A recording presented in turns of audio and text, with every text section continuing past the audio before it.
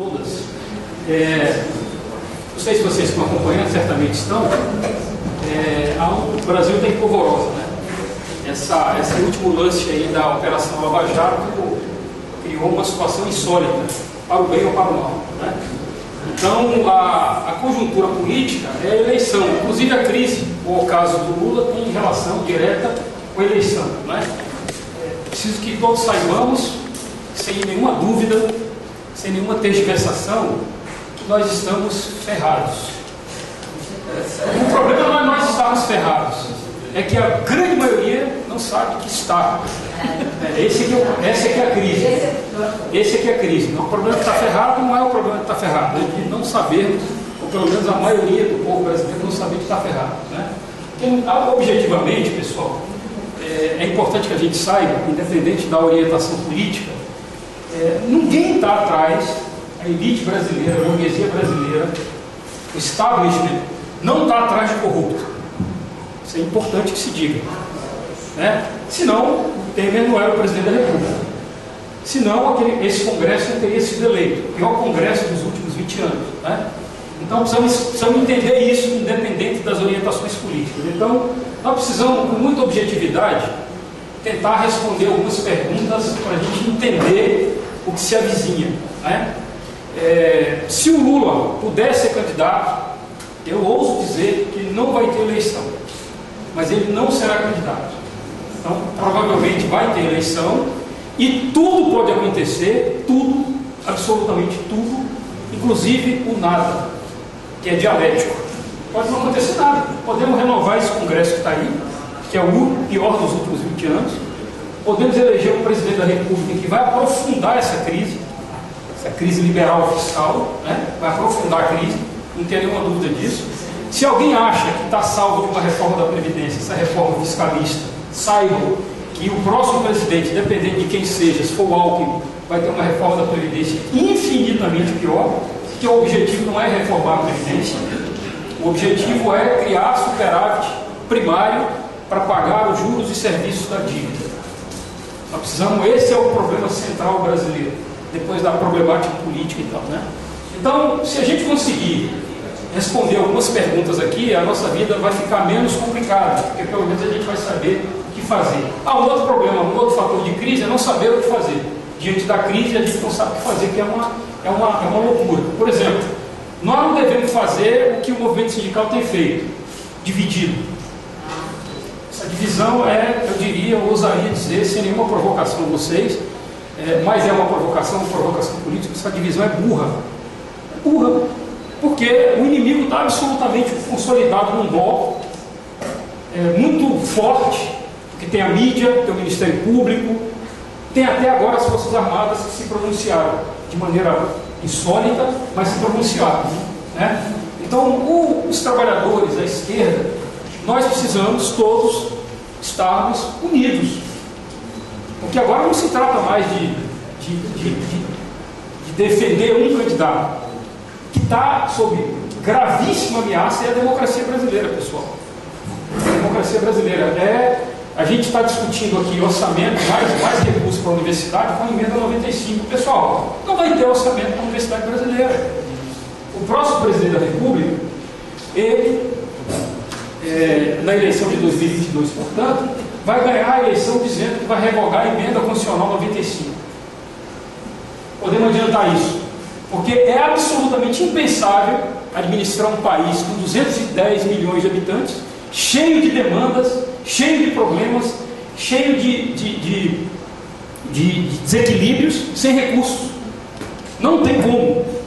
E os problemas já começaram a aparecer. Então, e não é um problema de falta de recursos. Não é um problema de falta de recursos.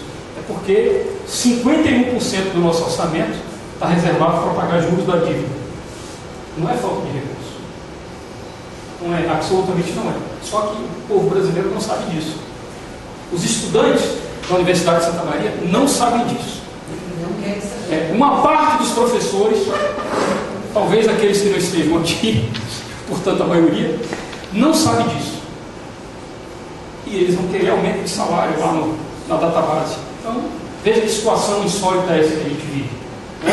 Então, o problema brasileiro não é falta de recurso, é de alocação de recursos, de prioridade. A burguesia brasileira não tem como prioridade resolver os problemas de infraestrutura, de educação, de segurança, de nada disso. O problema da burguesia brasileira é de ficar mais rica. São ricos, preocupados em ficar mais ricos. Nós não temos, portanto, uma elite, pessoal. Alguém disse, eu li em algum lugar, que nós não temos uma elite, aquela elite na perspectiva norte-americana, na perspectiva japonesa, ou da perspectiva europeia. Nós não temos uma elite que pensa estrategicamente o país. O objetivo é transformar as Forças Armadas em polícia, é isso que está acontecendo no Rio de Janeiro. Isso é uma estratégia do Consenso de Washington, que voltou. Né? Precisamos resgatar tudo isso, resgatar alguns conceitos, né, que a gente deixou de debater. Primeiro, o conceito de burguesia, não apenas falar em mercado. Mercado é um negócio absolutamente, aparentemente impessoal, até falar, tem uma burguesia descomprometida nesse país. Então, a esquerda precisa voltar a discutir isso. Né? Então, vamos tentar responder essas coisas. Né? Pode passar, como é teu nome? Paulo. Paulo, por favor. Nós precisamos responder, pessoal, por incrível que pareça, 6 perguntinhas, para a gente tentar entender o que está acontecendo na conjuntura política. Né? A eleição de 2018, qual é o ambiente? É de continuidade ou de renovação? Continuidade. Né? Precisamos responder quais os projetos e visões que estão em curso, que estão em debate aí na sociedade brasileira. Né? Precisamos tentar responder isso. Como é que o eleitor vai votar? As principais demandas da população. Aí eu ouso dizer, por exemplo, que nessas principais demandas da população, eu ouso dizer a vocês que Bolsonaro não tem nenhuma chance, embora esteja na crista da onda. Porque não é possível que essa burrice vai prevalecer. Não é possível. Não dá para imaginar que no frigir dos ovos a burrice vai prevalecer. Porque vocês não podem querer comparar o Trump com o Bolsonaro. São coisas absolutamente distintas. Absolutamente distintas. O Trump tinha uma proposta para os Estados Unidos contra os Illuminatis. O Bolsonaro tem proposta para nada. Eu, por dever de ofício, acompanho o Bolsonaro e digo que ele não diz absolutamente nada para a sociedade brasileira. Ele diz para uma parcela de eleitores que vai ficar com ele até o final, uma outra parcela vai migrar. Ele não vai manter esse percentual que está aí. Eu não tenho nenhuma dúvida disso.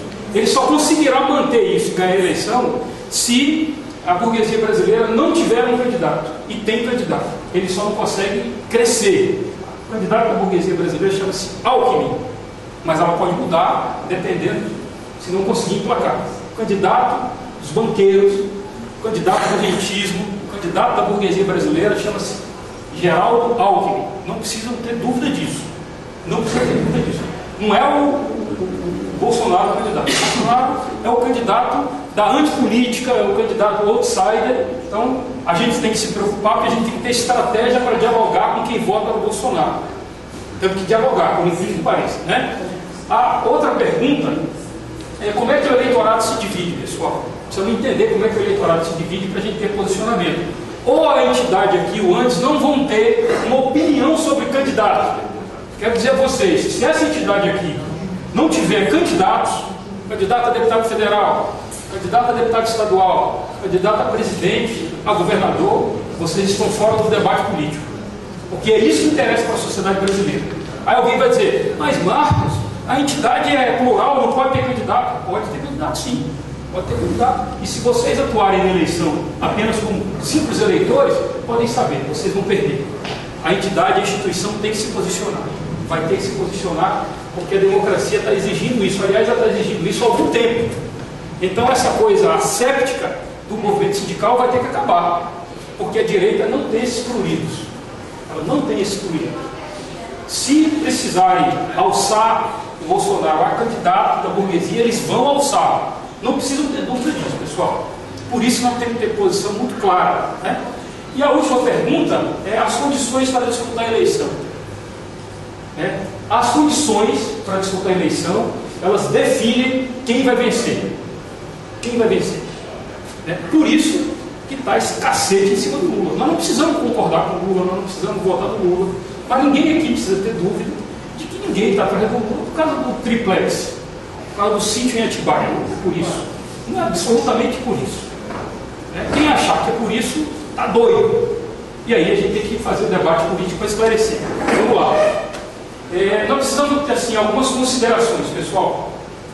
Tem uma mudança de paradigma, mudança de visão, de perspectiva na classe média, que hoje é intolerante, entre aspas, ao problema da corrupção. Porque quem faz política no Brasil é a classe média. A gente estava conversando na hora do almoço. E a classe média, essa que a gente, esse extrato médio que a gente representa, é o professor universitário, é o professor de modo geral, ainda que esteja proletarizado por causa dos baixos salários e tal, mas você não analisa essa estratificação apenas pela questão salarial, você analisa pela perspectiva intelectual, pela formação, por um conjunto de outras variáveis que definem a chamada classe média, né? Então não é só salário. O Gessé Souza já debate isso há algum tempo e está claro que a estratificação não é definida apenas pelo salário, né? Porque, para dar um exemplo que a gente estava conversando ali na mesa do restaurante, um jovem professor universitário de 26 anos que ganha 6 mil não é igual a um jovem metalúrgico de 26 anos que ganha 6 mil. Há uma diferença enorme, grandiosa de perspectiva, não é a mesma coisa. Embora tenham 26 anos, tenha o mesmo salário, é a diferença de perspectiva que determina o que a gente quer. Correto? Então, precisamos compreender isso e avançar nessa compreensão conceitual de classe. Então, há uma mudança de paradigma, porque a classe média brasileira, essa classe média que se bateu, foi para as ruas contra a corrupção, ela continua contra a corrupção. O problema é que ela é desorientada politicamente. Porque ela, ao combater a corrupção, ela empoderou a corrupção, porque ela botou no poder central do Brasil, um bando de corruptos. Um bando de corruptos, ou seja, isso é falta de orientação política. Quantos professores da Universidade Federal de Santa Maria não foi para o movimento pró-impeachment e empoderou essa turma que está hoje no poder? Então, tem um problema aqui entre nós, que é a ausência de política, a ausência de debate político. E não adianta a gente ficar vociferando contra eles. Eles continuam pensando assim. Então, nós precisamos ampliar o nosso debate, ampliar a perspectiva de debate e tal. Então, isso é importante. Uma outra mudança de paradigma, essa mais grave, que é o seguinte: o mercado, a burguesia brasileira não quer mais negociar o orçamento, pessoal. A burguesia brasileira não negocia mais o orçamento, né? O que eu estou querendo dizer com isso? É que o orçamento de 2017 ele estava estabelecido em 3,5 trilhões de reais e 51% disso era para pagar juros da dívida.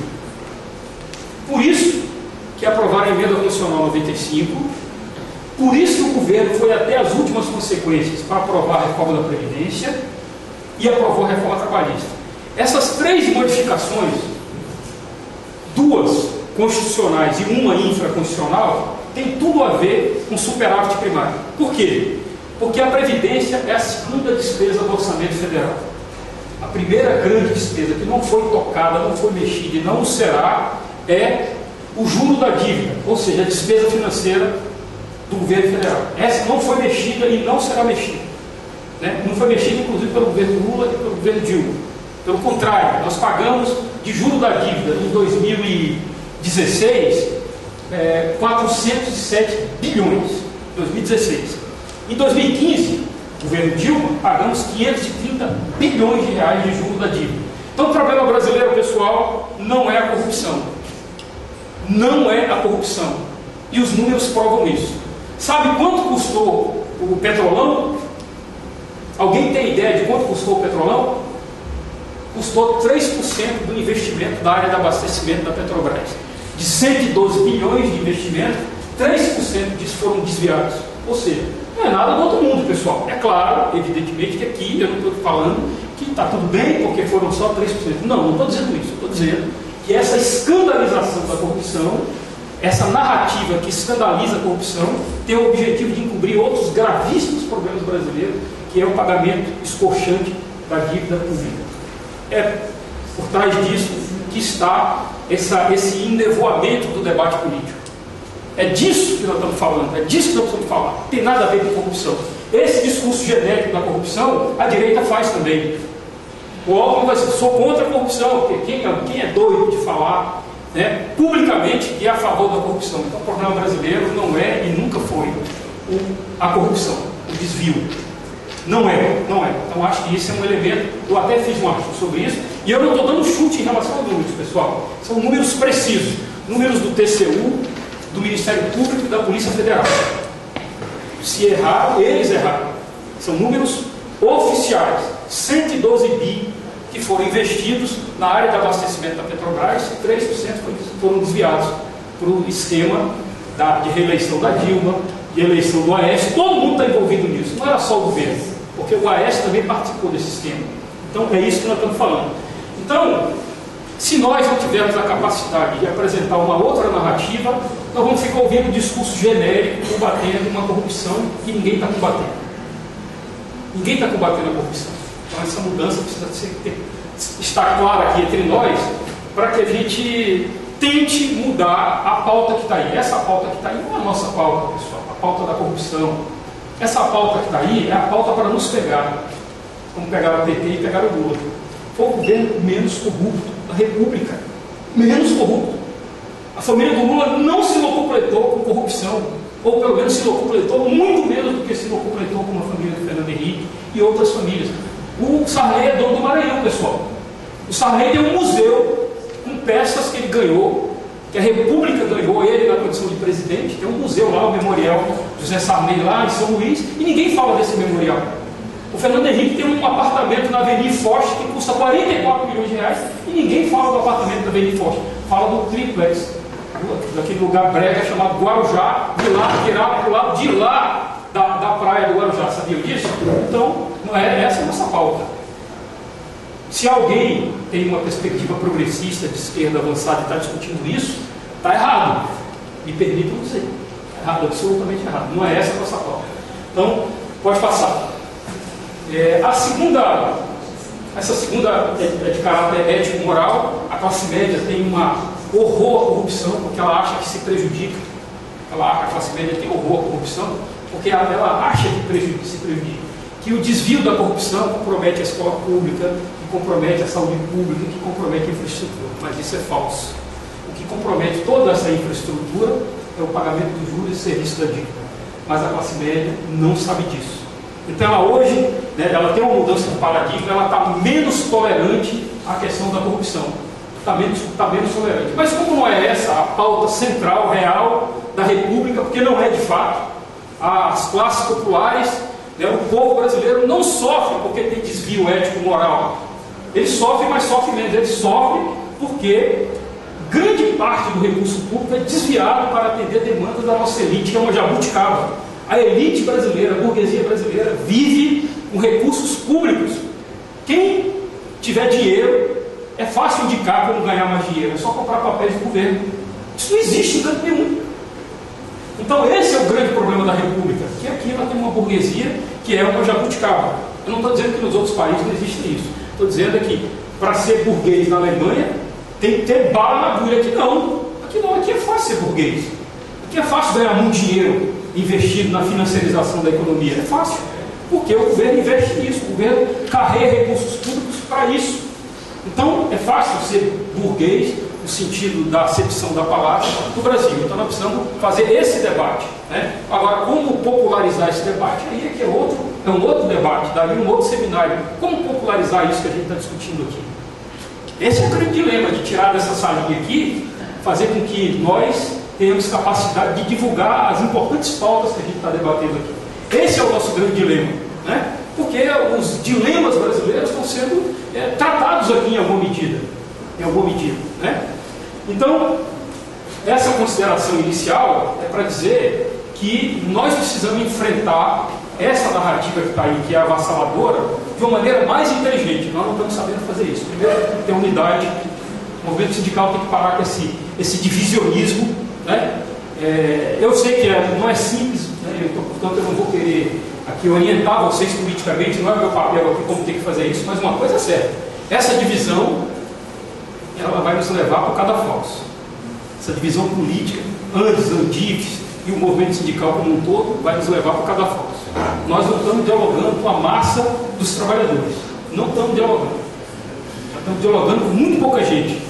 Porque nós temos divisão, nós temos narrativas diferentes, nós não temos unidade política, nós temos uma visão que é uma visão muito particularizada dos problemas, e nós não estamos fazendo, em alguma medida, o verdadeiro debate.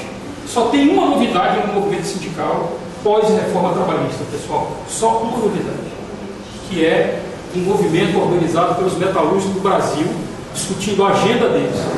O resto todo todos os setores do movimento sindical, no setor privado ou no setor público, está tudo mais ou menos discutindo as mesmas coisas do mesmo jeito. Não temos novidade.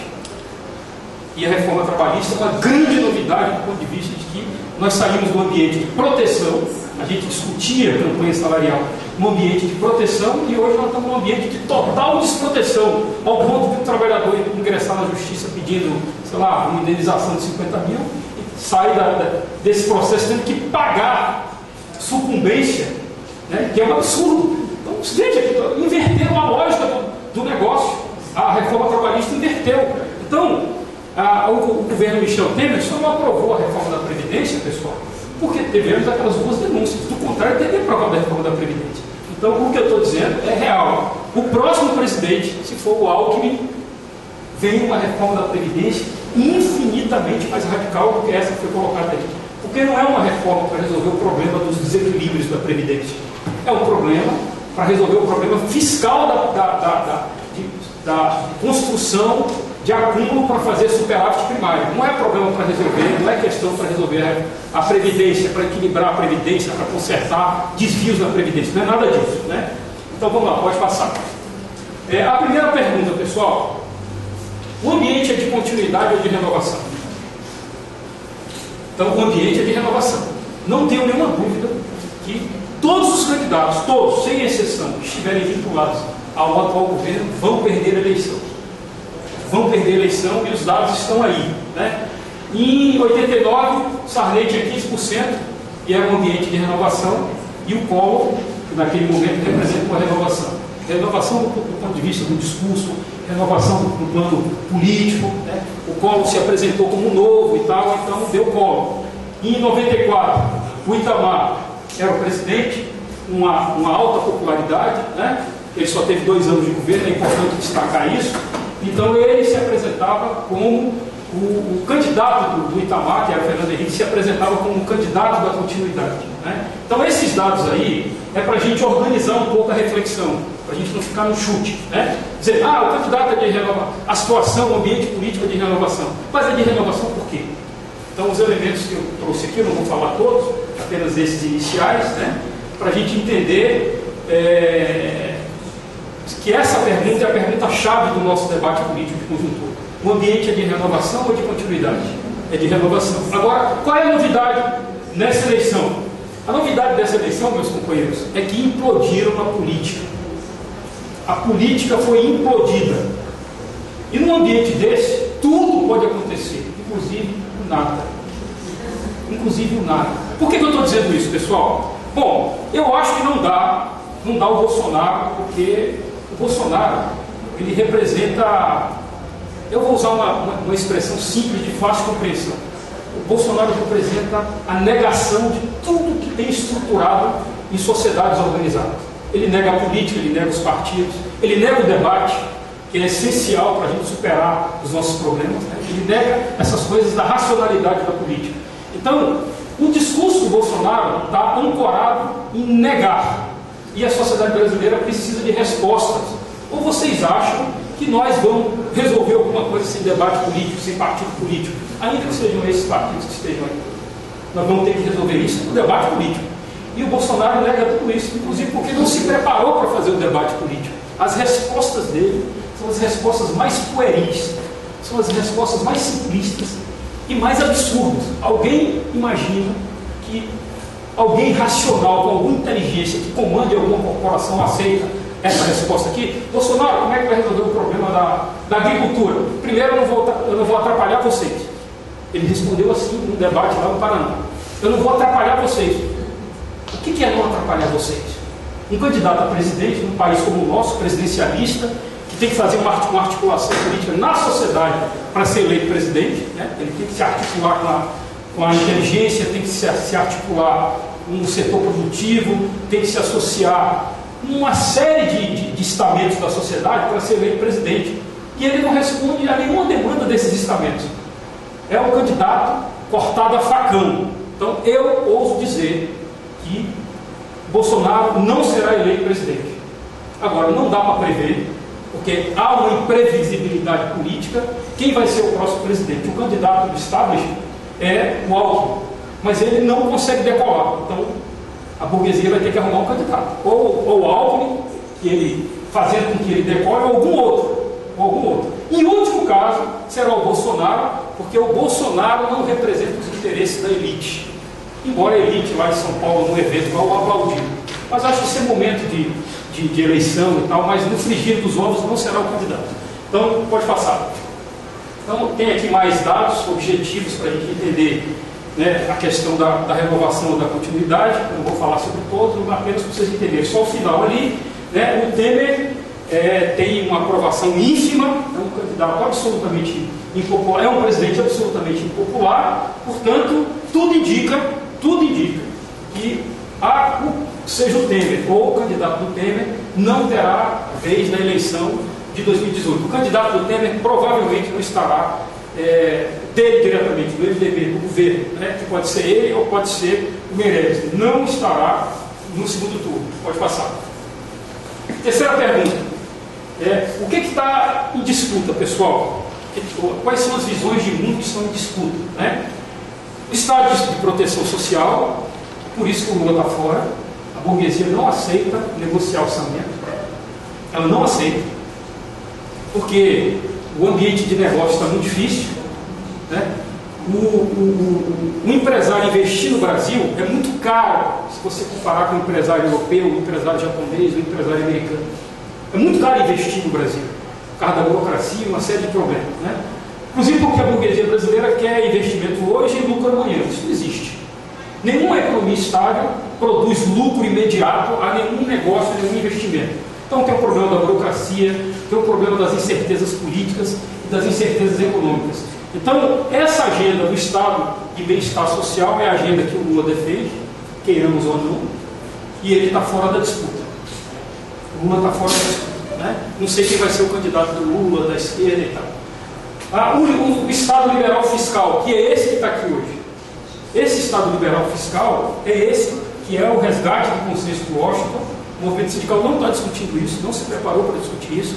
Nós não derrotamos o consenso de Washington com a eleição de Lula em 2002. O consenso de Washington ficou adormecido e voltou com uma voracidade impressionante. Está aí. A única coisa que o governo Temer não aprovou num tempo recorde foi a reforma da Previdência. Todo o resto ele aprovou. Tudo que o governo Lula construiu ao longo de 14 anos, que aquela agenda social construiu, foi derrotada. Não nos preparamos para manter isso, para constitucionalizar, né? Eram medidas infraconstitucionais. O salário mínimo foi derrotado, Bolsa Família está se esvaziando. Eles não esvaziaram completamente o Bolsa Família, porque tem eleição. Mas depois da eleição, o próximo candidato, com essa agenda, liquida o Bolsa Família. Porque não é para dar dinheiro para pobre, não é para dividir recursos do orçamento para o pobre, né? Tem que fazer superávit primário para pagar juros de serviço da dívida, né?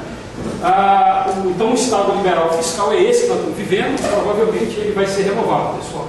E aí não é profecia, tá? São dados objetivos e concretos. Nós não temos um candidato com a força de Lula, e por isso que ele está sendo tirado, que é o único que se contrapunha a isso, né? Por isso que ele está sendo sacado do processo eleitoral. E a terceira visão, essa absolutamente maluca, que é essa visão da polícia, de bandido bom é bandido morto. Isso era coisa da época da ditadura. Esse discurso era do Mariel Marisco. Bandido bom é bandido morto. Sabe o que aconteceu com o Mariel Marisco? Queima de arquivo, como Fleury. Foi morto, porque era um bandido. Mariel Marisco, Fleury, essa turma toda. Então isso tudo voltou, pessoal. Né? A ideologia da segurança nacional nunca esteve ausente do debate político brasileiro. Tem literatura sobre isso. Qual a opinião dos militares em relação ao julgamento do Supremo? O comandante do Exército dando uma opinião, em público. Isso não existiria nos Estados Unidos. Nenhuma democracia estável, o comandante das Forças Armadas daria uma opinião como aquela, emparedando o Supremo. Ó, se vocês absorverem o Lula, aí nós vamos entrar.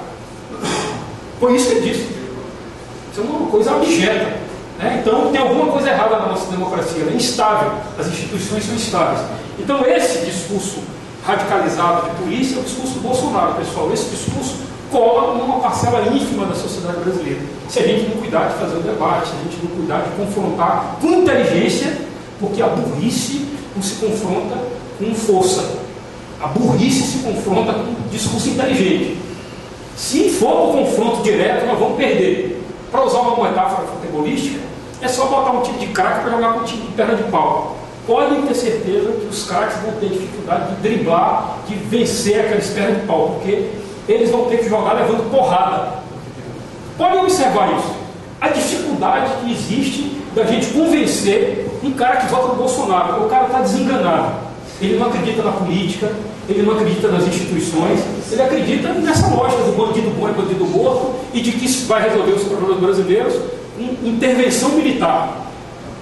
Por isso que a intervenção militar no Rio de Janeiro chegou a... Todo mundo no Rio de Janeiro é a favor da intervenção militar, pessoal. Porque o caos chegou a tal nível de que tem que ter alguém para resolver. Ninguém conseguiu resolver, pelo contrário, toda a cúpula dirigente do Rio de Janeiro está presa, do TCU, do Legislativo, o governador, todo mundo comprometido. Aí o povão, e eu não estou falando da classe média, estou falando do povão, da periferia, dos morros, esse povo aí, ele quer solução.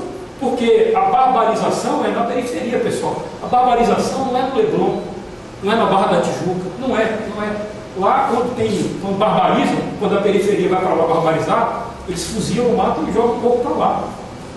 Então o barbarismo é exatamente na periferia. Não é nos lugares frequentados pela elite carioca, não, pessoal. Ainda dá para você respirar no Rio de Janeiro, né? Então, 5 minutos. 5 minutos, estou na terceira, vou correr, vamos lá, pode passar. Como é que o eleitor vai votar, pessoal? Como é que o eleitor vai votar? Há um desengano em relação à política, né? Há um descrédito em relação à política. A elite brasileira, ela, para destruir o PT e o Lula, ela destruiu a política. Eu tenho dito sempre para que a gente não confunda a política com os políticos. São coisas absolutamente distintas. Absolutamente distintas. Política é uma ciência necessária em qualquer sociedade desenvolvida, moderna, que tem que se relacionar. Ela é fundamental, né? É uma ciência para responder às demandas da coletividade. Quem quiser pode recorrer a outras coisas. O cara quer resolver seus problemas individuais, ele gasta um terreiro com macumba. Beleza, lá ele resolve lá o problema dele. Mas os problemas da coletividade, eles se resolvem por meio da política. A negação da política criou esse caos que está aí. E nós estamos diante desse caos. Você não tem partido, você não tem política, Congresso desmoralizado, Congresso que elege Bolsonaro, que elege Marco Feliciano e essa turma toda, Congresso desmoralizado. O que fazer para voltar à racionalidade? Toda vez que o povo tentou responder isso com racionalidade, deu alguma coisa. Está aqui. A gente pode até discordar, mas o Collor se apresentava como novo. Foi apresentado assim pela grande mídia e foi eleito. Então ali foi um debate de renovação ética. E vocês se lembram como o Lula era apresentado na eleição de 89? Lembra que o Mário Amato falou, presidente da Fiesp, se o Lula ganhasse, os empresários iam embora do Brasil? Então aquele terror ali, evidentemente que o eleitor médio não ia votar no Lula, era óbvio. Provavelmente nem o Lula estava preparado para aquele processo. Depois do Fernando Henrique, estabilidade econômica e plano real, Lula, emprego e combate à pobreza, havia uma racionalidade no debate político. E agora, a Dilma, a manutenção da ascensão social. Então são elementos concretos do debate político.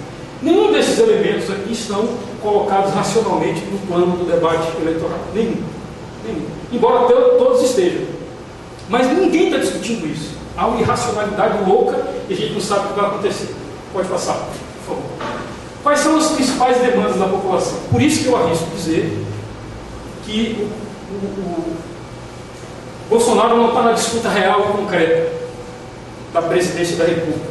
Por quê? Ele responde à demanda da inclusão social? Bolsonaro responde isso?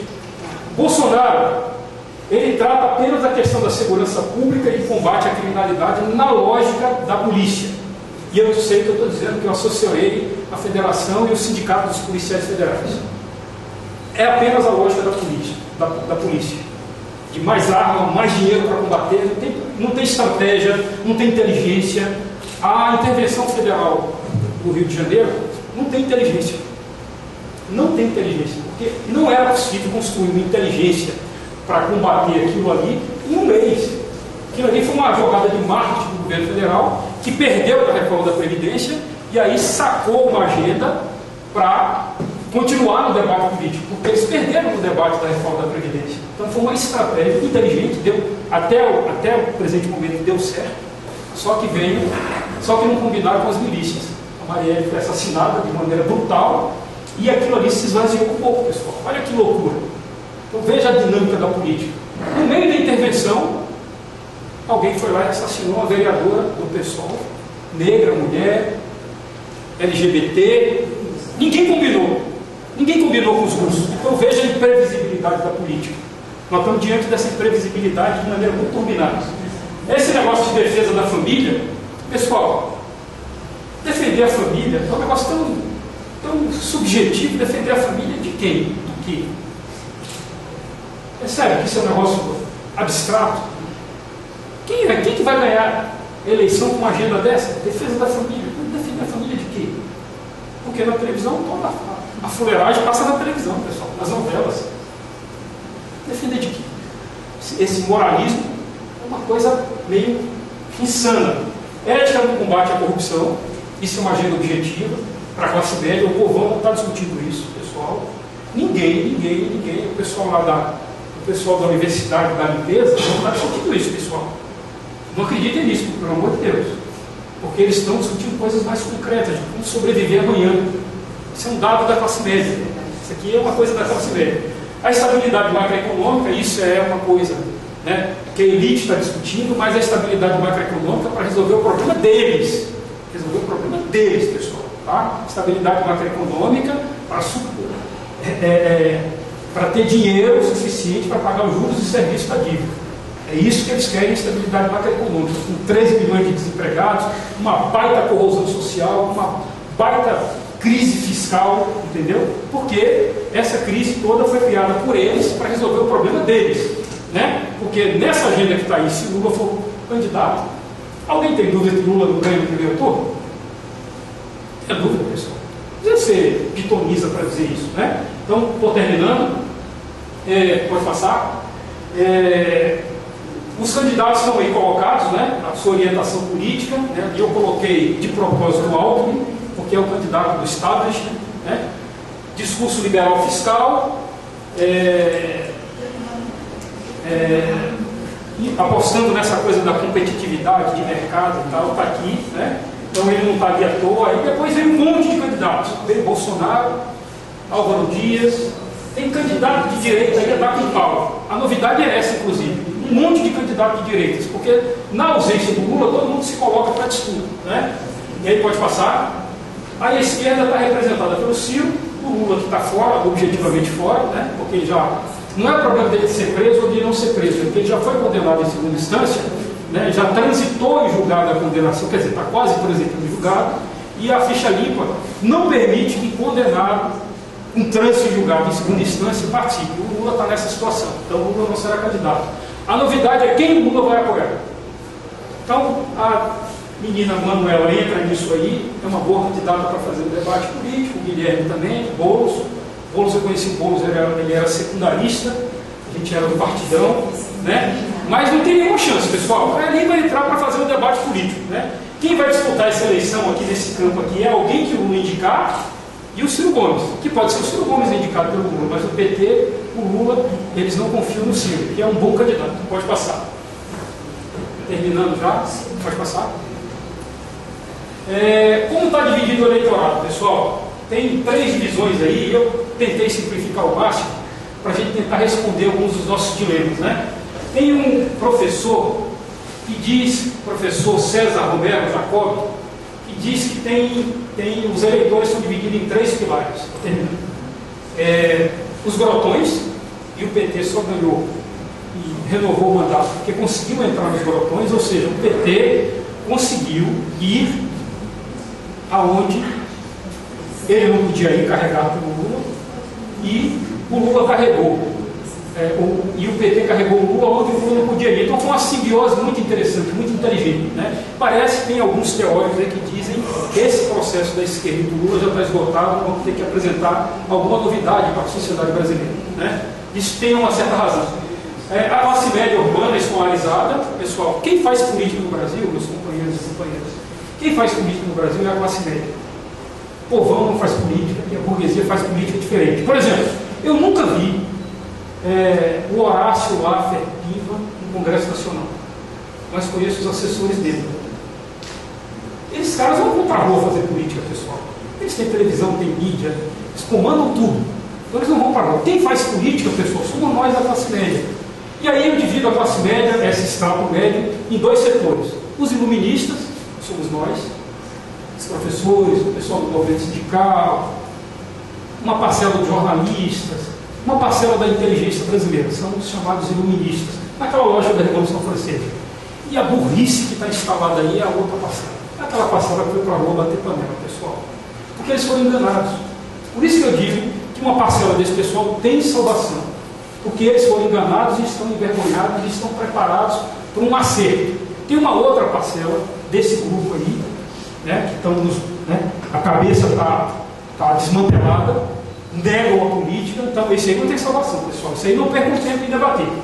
Nós vamos ter que debater, né, com essa turma que está envergonhada, que não se apresenta mais, igual aqueles eleitores. Vocês lembram dos eleitores do Collor? Quando o Collor sofreu impeachment, os eleitores do Collor desapareceram. É a mesma coisa que aconteceu agora. Então a turma falou assim, botando um bando de corruptos no poder. Então nós temos que debater com essas pessoas, temos que ter paciência. Temos que ter paciência, né? E tem uma outra definição que diz assim, que nós temos um texto de esquerda, eu não sei se é isso, eu acho que a esquerda está em refluxo. Nós temos um texto de direita, eu acho que o direito está em ascenso, acho que está em ascenso, a agenda conservadora e tal, e tem um texto de disputa. Se essa equação for verdadeira, não é tão complicado, porque nós temos que disputar um texto. Eu estou considerando que nós aqui somos os iluministas, não vou nem dizer de esquerda, né, não vou ousar dizer isso, né, mas que nós somos aqui os iluministas. E nós vamos ter que ter paciência para debater com esse povo, pessoal. Ter paciência mesmo, ter que enfrentar. Por isso que eu estou dizendo, qual vai ser o papel do sindicato aqui no debate da eleição? Se fizer como normalmente faz, aí podem se preparar que nós vamos ser suplantados. E aí eu estou dizendo o seguinte, que a direção tem que ter posição, isso é um desafio, a direção tem que ter posição e tem que chamar para o debate. Temos que lotar a sala para assim, quem são os nossos candidatos a estadual, quem são os nossos candidatos a federal, porque todo mundo tem candidato, a Igreja Universal tem candidato, nós achamos que não temos que ter. Por quê? Quem vai ser o nosso candidato a presidente? Não há nenhum problema nisso, pessoal, não há nenhum problema nisso. Ou a gente assume essa agenda, ou nós vamos ser suplantados. Então, terminando, pode passar. Pode passar. Bom, pessoal, aí é a pergunta problema, tá, pessoal? Quem vai ganhar a eleição? Quem vai ganhar a eleição? Tem aqui seis variáveis que determinam quem vai ganhar a eleição, pessoal. O pessoal do marketing político trabalha com isso. Olha só, precisa ter tempo de TV. Por isso que o PT fez aliança com o PMDB. Isso é um dado objetivo. Por isso que o PT fez aliança com o PMDB com o Temer. Dormia com o inimigo porque precisava ganhar a eleição. Segundo, palanque forte dos estados. Essa eleição vai ter que ter palanque forte, como na eleição passada. Na eleição do Lula, no segundo mandato, não precisou. Porque era o Lula a figura que vertebrava o debate eleitoral, né? Então nessa eleição tem que ter palanque forte. Por isso que os professores da Universidade Federal vão ter que ter candidato, pessoal. O sindicato vai ter. Por que eu estou dizendo isso? Para que sejamos protagonistas do debate político. Se nós sairmos e perdermos essa perspectiva, nós vamos ser eleitores comuns. Nós vamos ser os que não estão aqui. Nós vamos ser os que não estão aqui. Então nós precisamos ser protagonistas. E para ser protagonista tem que se apresentar. E quando se apresentar vai levar porrada, não tem jeito. Faz parte do debate, faz parte do show, né? Terceiro, ter recurso financeiro. Lembrem-se, não tem mais financiamento de empresa. Mas tem financiamento de empresa, pessoal. Ou vocês acham que aquele apartamento com 51 milhões não tem mais isso? Claro que tem, pessoal. É claro que tem. Eles guardaram para eles. Aquilo ali foi fogo amigo, tá? Tem um primo meu que mora na Bahia, em Salvador, e disse que aquilo ali foi fogo amigo para pegar o Gedel. Mas quantas? O Gedel tem 12 fazendas, se eu não estiver enganado. Deve ter dinheiro enterrado por ali, que não é brincadeira. Segundo, mídias sociais, pessoal. Vocês já viram a nossa mídia do movimento sindical? É uma brincadeira, pessoal. Vocês já viram o que o MBL está fazendo? Aquilo ali é mídia social, pessoal. Verdadeiros guerrilheiros. Impressionante, pessoal. Nós estamos sob uma guerra híbrida, atacado por todos os setores e não percebemos isso ainda. O nome disso chama-se guerra híbrida. Esse ataque que teve aí na exposição aqui no Santander foi um objeto de guerra híbrida. Perderam lá na reforma da Previdência, apresentaram outra pauta e ganharam essa parcela mais conservadora da sociedade. Guerra híbrida, né? Ataque por todos os setores. Carisma, né? Quem é o nosso candidato para o Lula? Nós não temos, porque nós não temos lideranças políticas.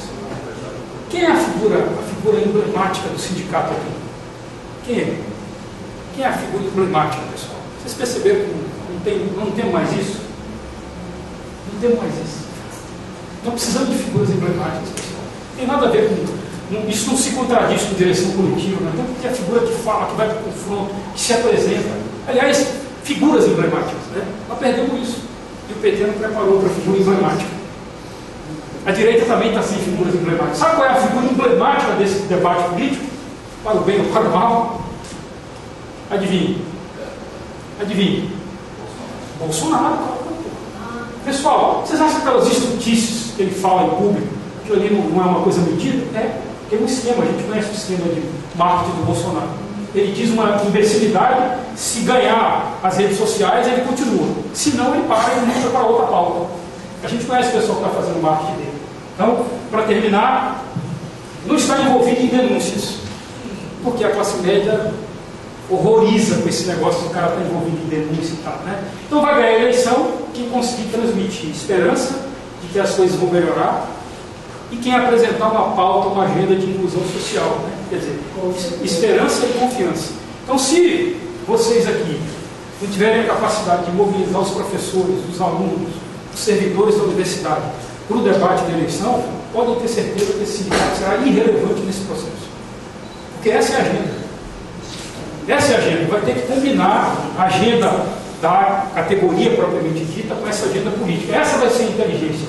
Esse vai ser o debate central que nós vamos precisar enfrentar. Qualquer coisa diferente disso, pessoal, é o mais do mesmo. É o mais do mesmo. E para fazer o mais do mesmo, não precisa fazer tanta coisa, né, pessoal? A gente vai tocando aí, como disse um amigo meu, não, a gente apresenta uma pauta de 10%, sabendo que nós não vamos ter nem a metade, a gente vai tocando e tal. Um dirigente sindical baiano, que mora lá em Brasília, falou, quando ele falou isso, eu não acredito no que eu estou ouvindo. Pessoal, ou a gente sai desse mesmismo, e esse evento aqui é um pouco isso, querer sair um pouco do mesmismo, para a gente tentar apresentar alguma novidade. Se eu acho que já terminou, muito obrigado, fico para o debate.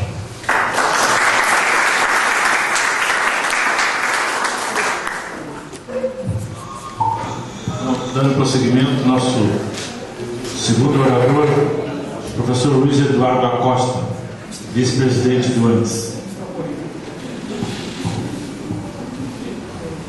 Bom, boa tarde a todas e a todos.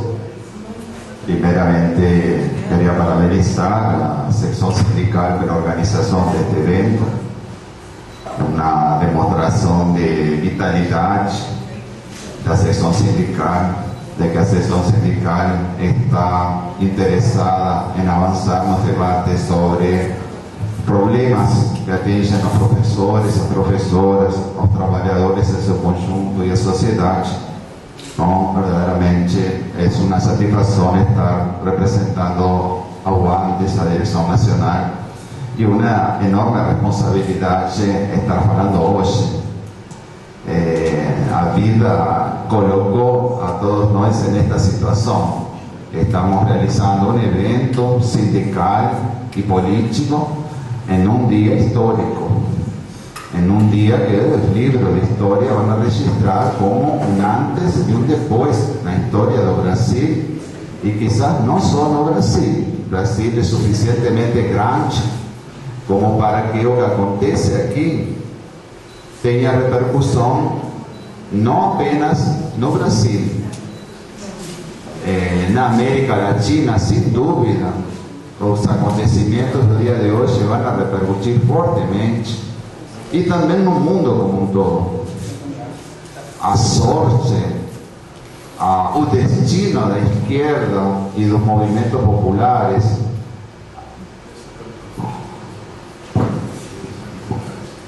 ok, vamos a mudar. Estaba diciendo que impacto dos acontecimientos de hoy van a ser muy fuertes para além do Brasil. A esquerda latino-americana, los movimientos sociales en América Latina seguramente están hoy acompañando minuto a minuto que está aconteciendo aquí, por la importancia, la relevancia de estos acontecimientos. De aquí a 2 horas, ¿no?, vamos a vivir un momento extraordinariamente importante. Sea que efectivamente Lula sea preso hoy, o que a último momento aconteça algún fenómeno que evite a prisión de Lula. Y quería subrayar, porque me parece que realmente es un tema de mayor importancia, esta crisis institucional que nos estamos atravesando y que se expresa en este momento en esa orden de prisión decretada contra Lula. Yo quería también, como sindicato y como dirección del sindicato, decir que como sindicato ya nos manifestamos en varias oportunidades repudiando este proceso. No hemos cualificado este proceso como un proceso de selectividad de la justicia. La justicia persigue a determinados individuos, grupos sociales, militantes de determinados partidos, y esa no es la comprensión de lo que está aconteciendo en este momento. UPT han sido particularmente perseguidos por sectores de la justicia, de la Policía Federal, del Ministerio Público y de la media. No tenemos esa comprensión que hay una selectividad que está focando no PT y está focando no Lula, que es un símbolo do PT, mas es un símbolo de izquierda, para bem ou para mal de todos nós. É um símbolo de izquierda pela sua trajetória. Um trabalhador nordestino que emigrou, veio a São Paulo, ao seu setor industrial mais desenvolvido, e chegou a construir uma história bonita de luta contra a ditadura. Llegó a construir partido, llegó a construir sindicato, una historia extraordinaria, a pesar quizás de los desenlaces posteriores, de cómo se fue desenvolviendo posteriormente la historia. Y es una historia importante para nosotros, para Brasil y para América Latina, ¿no? Un PT y ACUCHI, las organizaciones creadas en ese momento de lucha contra la dictadura, son una referencia para América Latina. Por eso estamos en un momento de inflexión de la política, un momento histórico. No es más un episodio político entre otros episodios, es un episodio que va a marcar el fin de una época y el inicio de otra época, ¿no? Nós temos esa comprensión también de que estamos en un momento de pasaje de una época para otra, donde se está esgotando un determinado proyecto político y estamos viviendo exactamente las consecuencias del agotamiento de un proyecto político, y también está queriendo nacer, queriendo dar a luz un nuevo proyecto político. Tomara que sea esa nuestra comprensión también de que precisamos dar a luz, gestar un nuevo proyecto político para los trabajadores y para las trabajadoras, a partir incluso de una variación que recupere elementos positivos, ¿no? No se trata de decir este proyecto político que ahora está entrando no se hubo caso, debe ser esquecido, ignorado completamente, ¿no?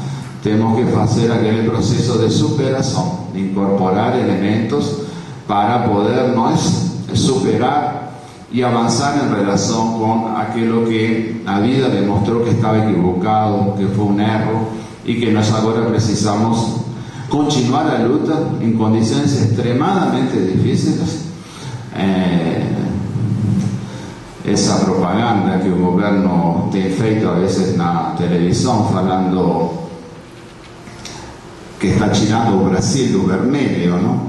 Es una propaganda durísima para todos nosotros, y nos vamos a tener que cargar con esa situación, de ser llamados de aquellos que llevamos un país a una situación de crisis quizás una de sus mayores crisis económicas y una de sus mayores crisis políticas a que estamos atravesando. Yo quería hablar así, fuera de esta presentación, de 3 asuntos en esta idea de hacer un análisis de la coyuntura.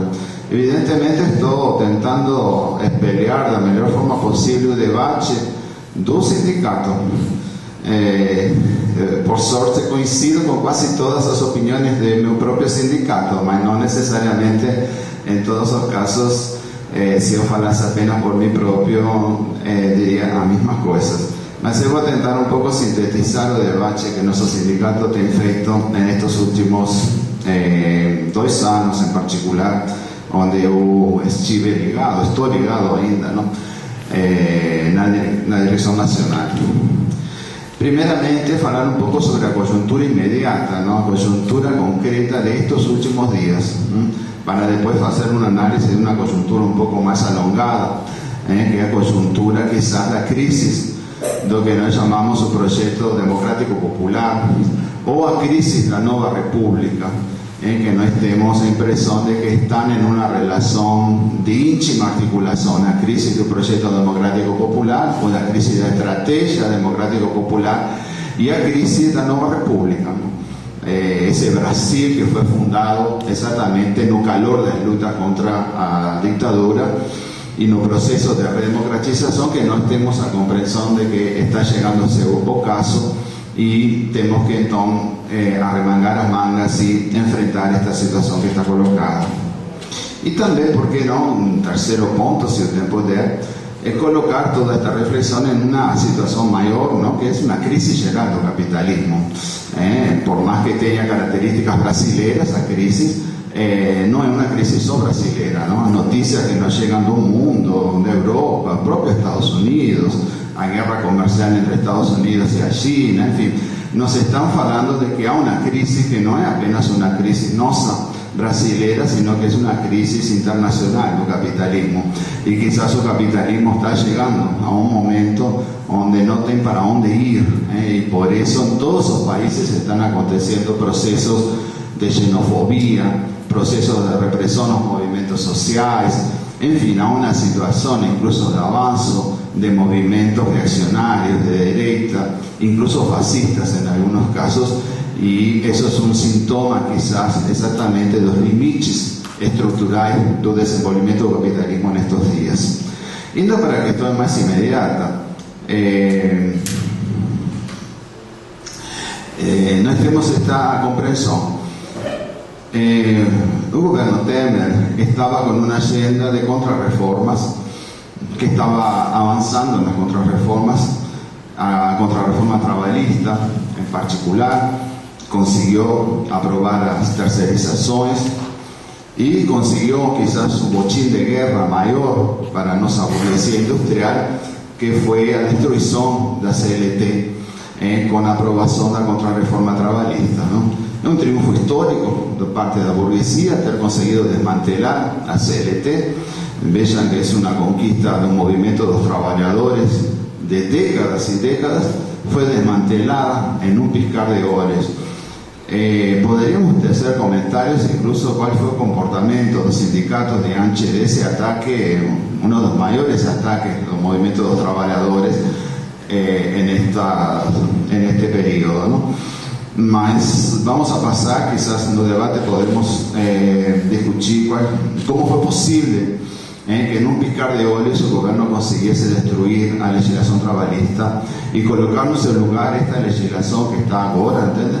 Que es una legislación de precarización y de tercerización integral de las relaciones de trabajo, que puede nos atingir a nosotros también, los funcionarios públicos. No es una contrarreforma solo del sector privado, que nós podemos decir, por sorte eu fiz concurso, ganhei o concurso e não é comigo.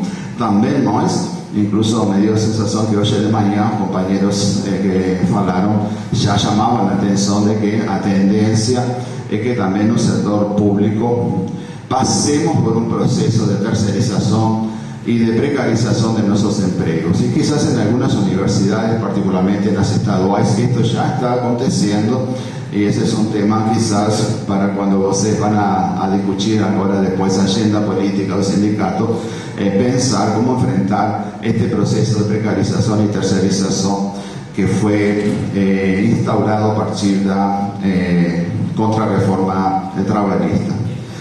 Un governo, além da contrarreforma trabalhista, estaba con una agenda que no es una agenda solo del gobierno Temer, ¿no? Es una agenda que ya ven desde que se aprobó la Constitución de 1978, que es la famosa contrarreforma de la Previdencia. Como hoy de mañana fue demostrado, es sistemático, ¿no? Desde que se aprobó a Constitución de 78 comenzó los ataques a esa misma Constitución y particularmente a esa formulación de un estado de bienestar social, en fin, que estaba embuchido en la Constitución de 1988, y comenzaron las sucesivas reformas constitucionales exactamente con esa lógica, ¿no? De que el orçamento do Brasil no soporta financiar un estado de bienestar social. Y fueron sucediendo a lo largo de todos los gobiernos, sin excepción, contrarreformas de la Previdencia, ¿no? Y o Temer estaba por hacer a su propia contrarreforma de la Previdencia, y ahí, posiblemente, en cierta medida, por nuestra presión, mas no fue solo por causa de nuestra presión, el gobierno Temer avalió que no tenía condiciones de aprobar la contrarreforma en este momento, que podía dejar la contrarreforma de la Previdencia para el próximo gobierno, y mudó a pauta, trocando esta pauta por otra pauta que también es una pauta de contrarreformas. Eso que quería subrayar como en fin, característica de nuestro análisis, ¿no? Está cierto que fue nuestra presión a que forzó el gobierno a mudar la pauta, mas el gobierno no recuó, pero contrario, el gobierno avanzó. Porque o que veio depois, quando o governo diz, por enquanto a contrarreforma da Previdência não, o governo decide intervenção militar no Rio de Janeiro, ou seja, o governo troca uma pauta conservadora por outra pauta tão ou quizás mais conservadora ainda, como é a militarização do enfrentamento daquilo que nós chamamos a questão social. O governo decide que a polícia não dá conta de enfrentar a pobreza e a miséria. Y por eso precisa ahora entonces las Fuerzas Armadas para enfrentar la miseria y la pobreza. Fuerzas Armadas que fueron treinadas en la guerra urbana, en Haití, por ejemplo. Entonces es una situación peligrosísima, ese movimiento que el gobierno hace de suspender momentáneamente la contrarreforma de la Previdencia y en su lugar tocar otra pauta tan conservadora y quizás más peligrosa ainda, de las consecuencias que incluso estamos observando hoy, en un día de hoy, con la posible presión de Lula, que es precisamente llevar la militarización a Río de Janeiro, que como seguramente ustedes ya deben tener discutido en algún otro momento, hoy parece ser un laboratorio de las políticas neoliberales más reaccionarias.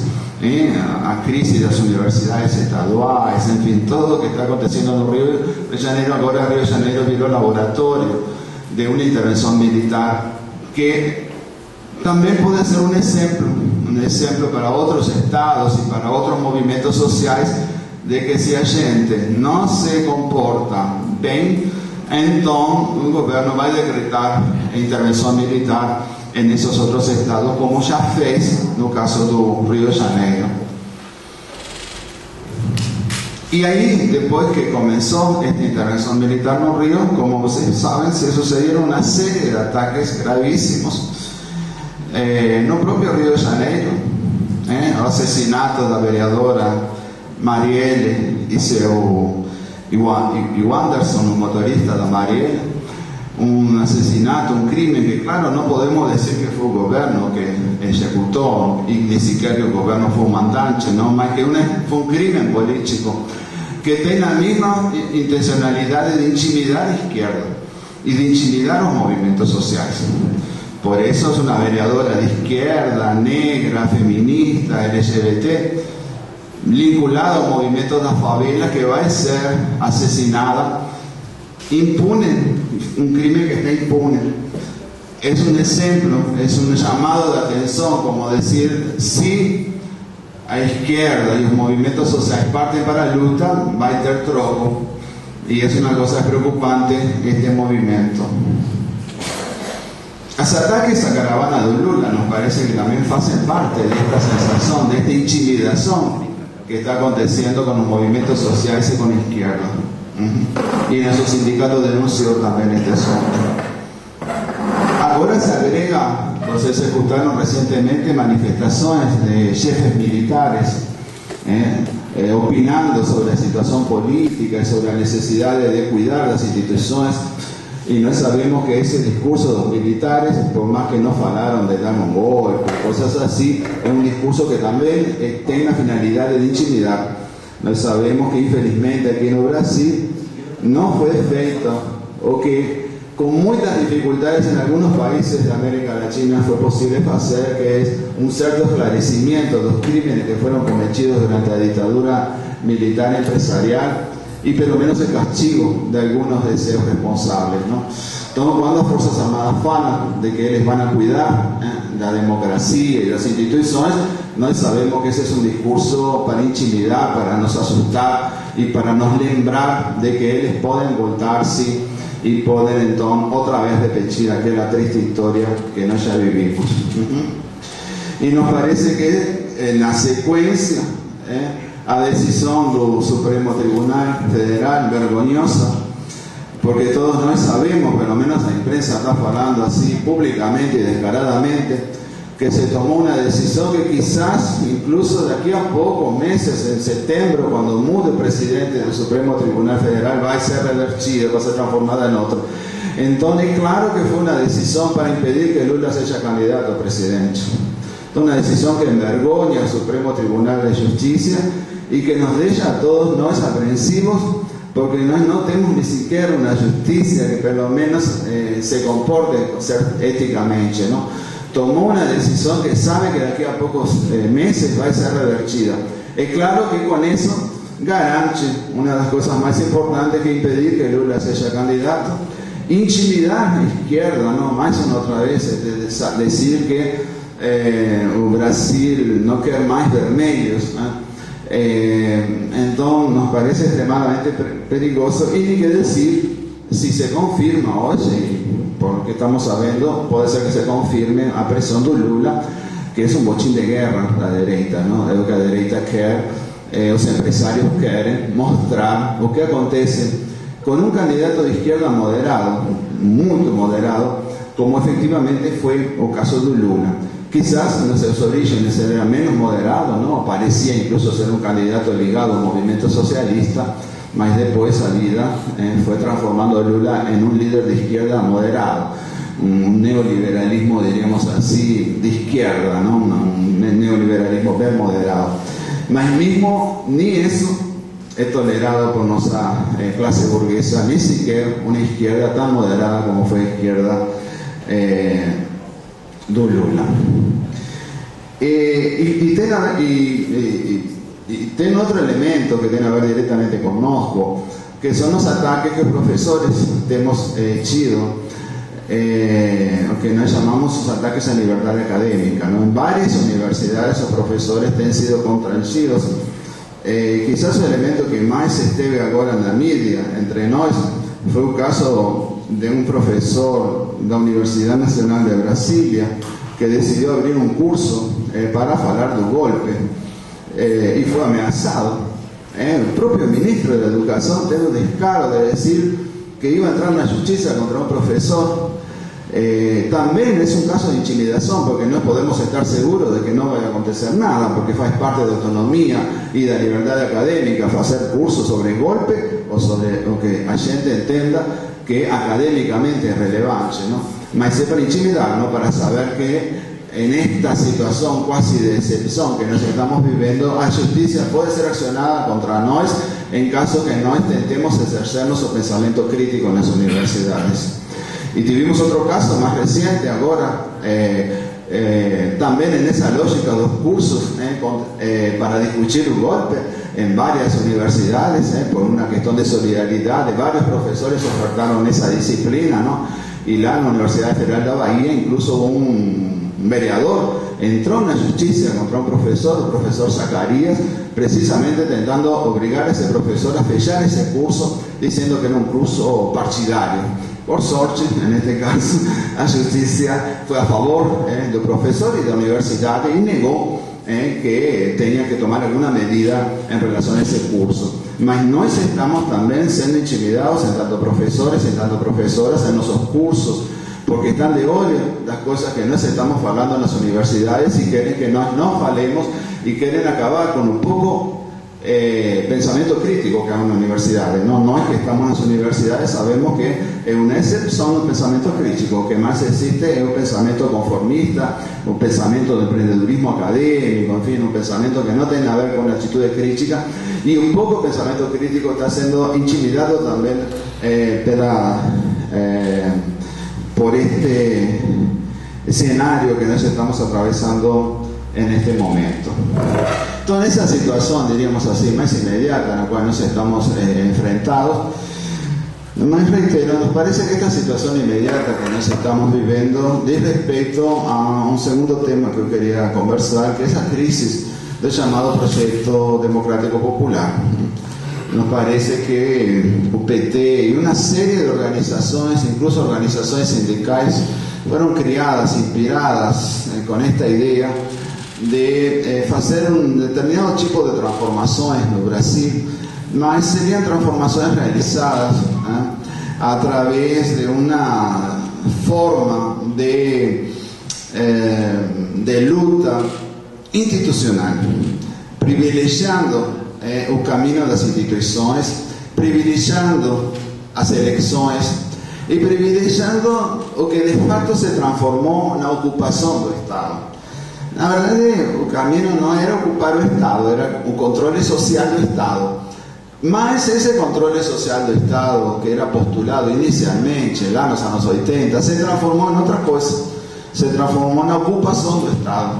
Um monte de militantes do PT acabaram ocupando lugares e pareceria que a revolução era um processo de ocupar, ¿no? De encher o Estado de funcionários, de ex-militantes que viravam funcionários públicos y que desde ese lugar irían a realizar transformaciones sociales. Nos parece que esa estrategia es una estrategia que a vida demostró a qué llegó. Llegó a relaciones promiscuas con un grande capital. Me parece que a pesar de que a cantidad de dólares o de reales que fueron desviados no sea muy significativo, lo que es significativo son las relaciones promiscuas que al final se establecieron entre sectores de izquierda y empresarios, grandes capitalistas, que acabaron corrompiendo ideológicamente, nos parece, y eso es uno de los problemas que tenemos que enfrentar, ¿no? Nos tenemos que retomar el debate teórico, crítico, y recuperar nuestra independencia de clase, ¿no? Romper con esa relación promiscua con los grandes propietarios de dinero, con los empreiteiros, con el agronegocio, con los banqueros. Tenemos que enfrentar ese debate porque no se trata de intentar convencer a los banqueros de que ellos tienen que ser más generosos y que ellos tienen que pagar más impuestos y con eso esos problemas sociales se enfrentarían. Al contrario, los problemas que nos vivimos dependen exactamente de que existe una clase de banqueros, una clase de empresarios de agronegocio, una clase de empreiteros que son ellos a causa de nuestros problemas, y son enfrentamientos más radicalizados con esos sectores nos parece que podría abrir un camino de avances sociales efectivos.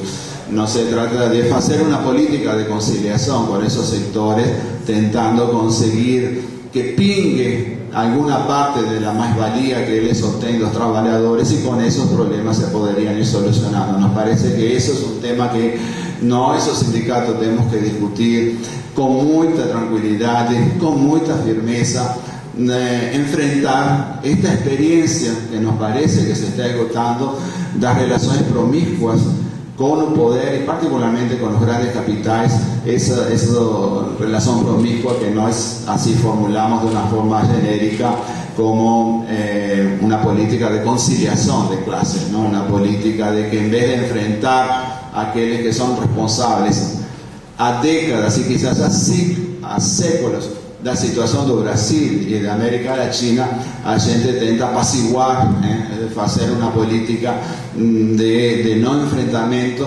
para ver se conseguimos que pingue para os trabalhadores uma parte da riqueza e com isso pelo menos poder fazer alguma política social compensatória. E nos parece que faz parte dessa política que nós temos que pensar e repensar está enfrentar o problema do apassivamento, aquilo que nós chamamos o apassivamento da classe trabalhadora. Nós temos a impressão de que, de fato, aquele movimento que começou sendo um movimento combativo e de luta, depois, quando chegou o governo, se transformou num movimento de apassivamento. Quizás a CUT seja hoje o espetáculo mais triste, eu acho, capaz que é polêmica, desta situação. A CUT não luta, esqueceu, não quer lutar. O Lula está por ir preso. A CUT não indicou uma hora de paralisação, pelo menos fazer assembleia nas fábricas, alguma coisa, não? Até nós estamos fazendo aqui uma conversa, entende? Discutindo o Brasil, discutindo os problemas. Como pode um movimento sindical estar enfrentando esta situação que estamos enfrentando hoje, neste momento, e ficar apenas fazendo declarações como se isso fosse a mudar alguma coisa, em vez de estar mobilizando seus trabalhadores? São milhões de trabalhadores sindicalizados na CUT, levando seus trabalhadores à rua, bloqueando as ruas, tentando fazer enfrentamento mesmo que se saiba que esse enfrentamento vai ser derrotado. Mas a gente não vai lutar só porque vai ganhar, vai lutar porque é necessário, uma exigência ética. É para a gente se poder olhar no dia seguinte no espelho e dizer, bom, eu fiz o que tinha que ser feito. Perdi, mas perdi lutando. Entende?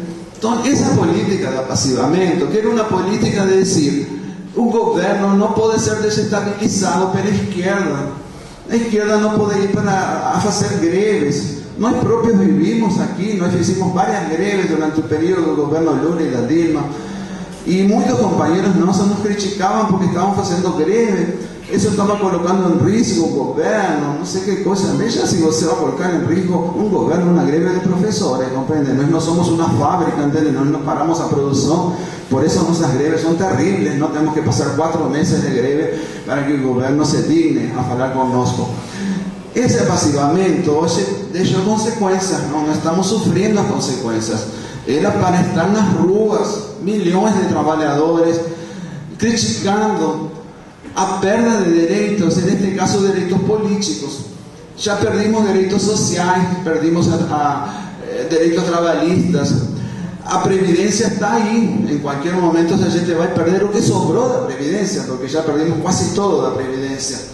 E agora nossos direitos políticos também estão sendo atacados com a pressão do Lula. E a CUT, a principal central sindical nossa, está só fazendo declarações, mas não está na rua fazendo o que ela sabe fazer, porque ela já fez em outros momentos. Temos que enfrentar esse debate do apassivamento. Nós não podemos aceitar uma política de apassivamento. Temos que ir para a luta e não adianta dizer que vamos a perder, entende? Porque temos que lutar mesmo sabendo que vamos a perder, entende? Para poder estar melhor, nós próprios, de dizer, pelo menos tenho a dignidade de ir para a luta. Não podemos ser tão calculistas, de que se fazemos a conta de que vamos a perder, então melhor a gente não vai. Temos que ir sim à luta, é uma questão de dignidade, importantíssima para nós próprios, entende? Como professores, para poder dar aula no dia seguinte com nossos alunos, enfim. Então não é um problema, entende? Que faz parte dessa estratégia, que é o apassivamento da classe, e nos parece que esse é um tema que nós temos que enfrentar firmemente. Nosso sindicato tem enfrentado isto, tentando reconstruir, reorganizar o movimento sindical com suas forças, que não são muitas, entende? Nós não somos um sindicato pequeno, somos um sindicato grande, temos uma certa força, mas também não somos tão poderosos como a CUT. E queria dizer que nós temos trabalhado para reorganizar o movimento de funcionários públicos.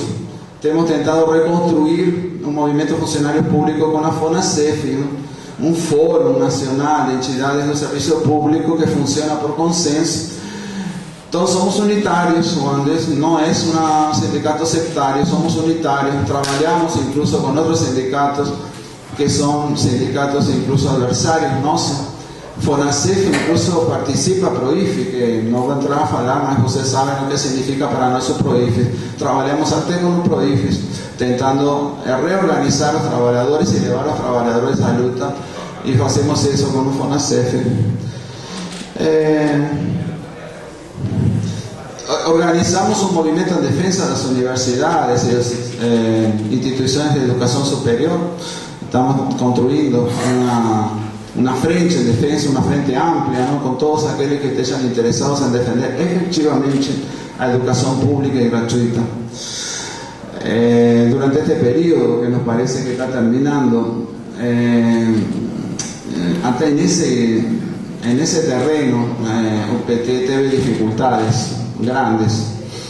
De facto, haciendo las cuentas, que más ganó en este periodo fueron las universidades particulares, que recibieron financiamiento generoso por parte del gobierno, y por eso ditas universidades que estarían en crisis si no recibiesen financiamiento público, consiguieron salir de la crisis, y ahora Brasil tiene la principal empresa de educación privada en un mundo que vive del financiamiento público, ¿no?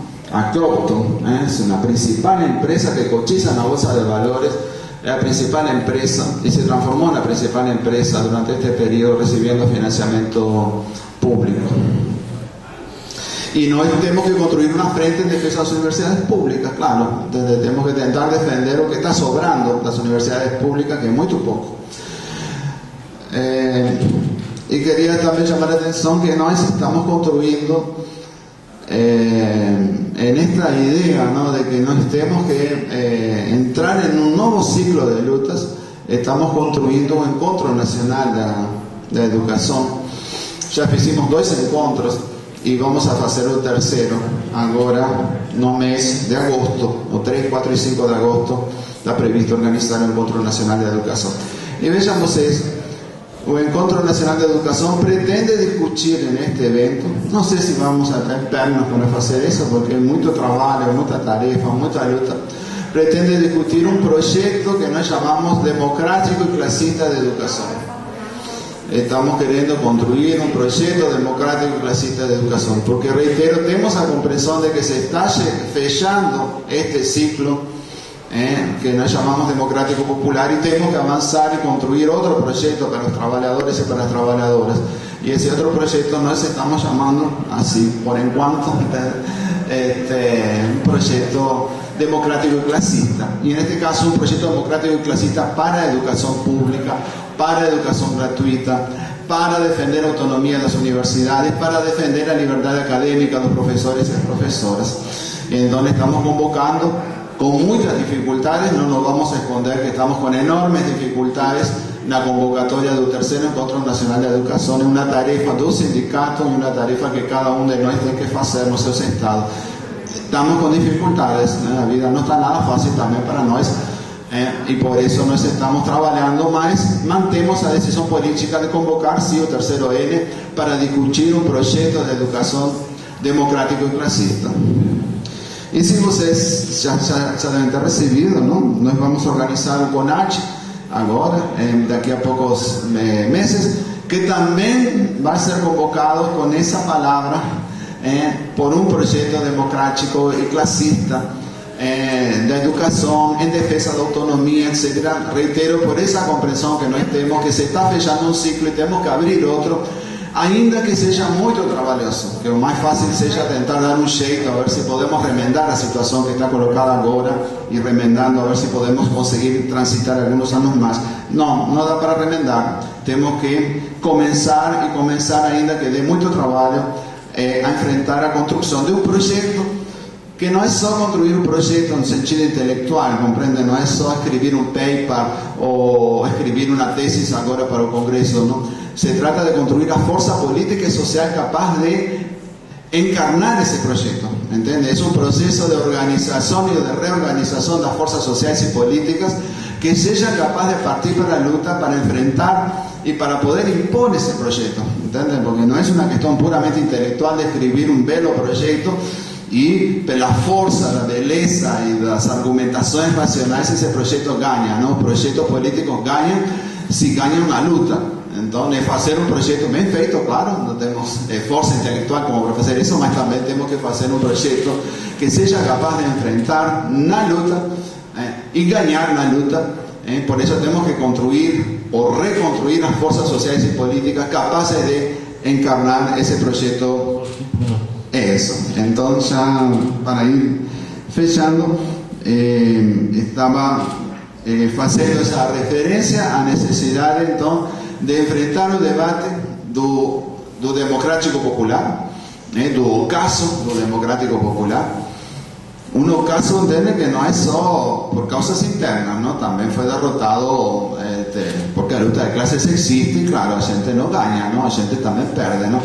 Mas tenemos que enfrentar ese debate do democrático popular y a necesidad de nós retomar las luchas en un otro patamar y reconstruir un proyecto de educación, en este caso, que no es un pedazo do Andes, mas precisamos un proyecto que no sea solo do Andes, ¿entiende? No sea solo la educación, un proyecto de nación, si se puede hablar así, un proyecto de nación que supere problemas de este proyecto democrático popular y que coloque a los trabajadores en un patamar de lucha superior para poder ahora sí hacer más una tentativa de tantas que los trabajadores ya hicimos a lo largo de la historia de superar esta situación de subalternidad que nos vivimos no apenas aquí en Brasil, ¿no? Y bueno, finalmente quería decir, porque no podemos tener ilusiones fantasiosas, ¿no? O Brasil no es una isla, un mundo que acontecen cosas belísimas, pero también cosas horribles como esta que estamos atravesando en el día de hoy, ¿no? Un mundo está difícil en todos los lugares y el capitalismo nos parece que está en una crisis muy severa, ¿no? En toda Europa a una política de desmonte del estado de bienestar social. Por eso a gente levantar la bandera de un estado de bienestar social en este momento nos parece que estamos levantando una reivindicación que está fuera de la época, ¿no? Tenemos que pensar otro tipo de proyecto, un proyecto que quizás tenemos que pensar y tenemos que discutir seriamente para no tener ilusiones, comprende, un proyecto que supere el capitalismo. Un proyecto de estado de bienestar social no deja de ser un proyecto dentro del capitalismo. Quizás un máximo que el capitalismo puede dar de bienestar, de humanidad, fue ese estado de bienestar social construido después de la Segunda Guerra Mundial, que no duró ni 30 años, ¿no? Como algún profesor también una vez me faló, ¿no? La gente fala de los 30 años gloriosos del capitalismo, mas ni fueron 30, ¿no? Fue de 45, un poco 46, hasta inicio de los años 70, ¿no? Haciendo las contas, fueron 20 y pocos años de estado de bienestar social en Europa, zona Europa, y no más. Entonces, nós también tenemos que pensar seriamente. Yo sé que parece una cosa, porque la ideología conservadora está tan fuerte hoy en día en el mundo, ¿no? Que, como otro pensador faló, no podemos imaginar a Lagoa, la de Río de Janeiro, desaparecer, ¿no? Mas tenemos dificultades, nos parece imposible que el capitalismo venga a desaparecer. Podemos imaginar a Amazonía desaparecer, mas tenemos una enorme dificultad que quizás un día el capitalismo venga a desaparecer. Nos parece que no tenemos que enfrentar este problema. Es claro que somos un sindicato y tenemos que trabajar las luchas concretas, los trabajadores, los salarios, condiciones de trabajo, a carrera, ¿no? Tenemos que trabajar las luchas concretas, mas también tenemos que pensar si el capitalismo no está llegando a sus límites, efectivamente, y nós tenemos que hacer un debate anticapitalista bien claro, ¿entiende? Llegar a la comprensión de que quizás el capitalismo alcanzó sus límites de crecimiento, ya alcanzó quizás sus límites de hacer o de tener un papel civilizatorio, y realmente están ahora de que a gente também faça esse tipo de reflexão. Não apenas que o Democrático Popular está em crise, e estamos diante do ocaso do Democrático Popular. Quizás o capitalismo todo já está em crise, e temos que fazer essa reflexão da crise do capitalismo, da crise geral do capitalismo, a crise ecológica, ambiental, a crise do capitalismo em lidar com os povos originários, a crise do capitalismo de lidar com os movimentos das mulheres, enfim, a crise do capitalismo incluso de estar aumentando permanentemente a taxa de trabalhadores desempregados, sustituindo trabalhadores por máquinas, enfim, nos parece que também temos que fazer essa reflexão para não ter ilusões, entende? Para não cair na ilusão de dizer vamos a lutar por um estado de bem-estar social, quando o estado de bem-estar social já está sendo desmontado até na Europa, que foi lá onde ele teve condições de existir, condições muito especiais, não? Vocês lembram, a Guerra Fria, a questão da União Soviética, a colonização, não? O estado de bem-estar social se alimentava também dos povos colonizados, enfim. Também temos que pensar então se vale a pena colocar como objetivo para a classe trabalhadora construir um estado de bem-estar social aqui no Brasil, não? Um estado de bem-estar social fora de época, diremos assim, ou realmente nós temos que fazer uma reflexão anticapitalista. Isso não quer dizer que o sindicato venha abandonar sua pauta reivindicativa sindical, comprende? Nós temos que lutar por nossa carreira, temos que lutar por nosso salário, temos que lutar por condições de trabalho, não? Não sei se vocês acompanham no site do Andes, não? Ontem ou anteontem, não? O Andes protocolou sua pauta reivindicativa no MEC, no MIPOG, a pauta nossa, não? Específica dos professores. Nós já tínhamos protocolado 2 ou 3 meses atrás a pauta dos servidores públicos federais, não? Foi na CEF, fuimos lá ao Ministério, depois um secretário nos recebeu, enfim, falou que ele não vai atender nenhuma dessas pautas porque o governo está sem dinheiro, não? A única coisa que nos tranquilizou, se pensamos egoístamente, é que o governo vai mudar todas as carreiras, mas a carreira nossa não vai ser mudada, entende? Então, não sei se isso é para estar tranquilos ou ficar nervosos, mas decimos, pelo menos nossa carreira, pelo menos por algum tempo, não vai ser alterada. Mas nós, claro, como sindicato, temos que tocar nossa pauta, entende? Nossa pauta reivindicativa, enfim, de conquistas, ainda que sejam parciais dentro da própria sociedade. Mas nós não podemos nos enganar mais uma vez, temos que pensar que quizás está na hora da gente fazer uma reflexão anticapitalista também, porque quizás o capitalismo já deu tudo que podia dar para a humanidade e nós temos que realmente pensar seriamente, com responsabilidade política, se nós não podemos também contribuir para derrubar este sistema e construir alguma coisa melhor para a nossa humanidade. Bom, companheiras e companheiros, obrigado pela atenção e estou disposto, dentro das minhas possibilidades, para fazer o debate. Obrigado.